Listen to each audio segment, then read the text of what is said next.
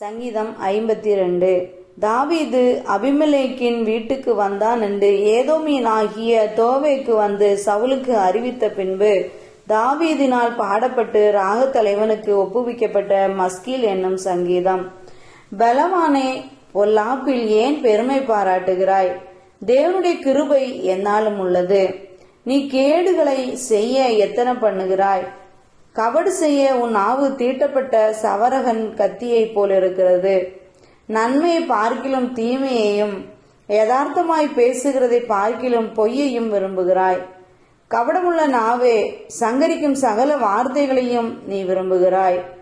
தேவன் உன்னை என்றைக்கும் இராதபடி அழித்து போடுவார். அவர் உன்னை பிடித்து உன் வாசஸ்தலத்திலிருந்து பிடுங்கி, நீ ஜீவனுள்ளோர் தேசத்தில் இராதபடிக்கு உன்னை நிர்மூலமாக்குவார்.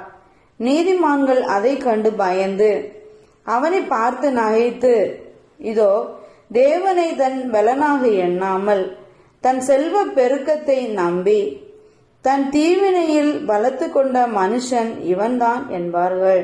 நானோ தேவனுடைய ஆலயத்தில் பச்சையான ஒலிவு மரத்தை போல் இருக்கிறேன். தேவனுடைய கிருபையை என்றென்றைக்கும் நம்பி இருக்கிறேன்.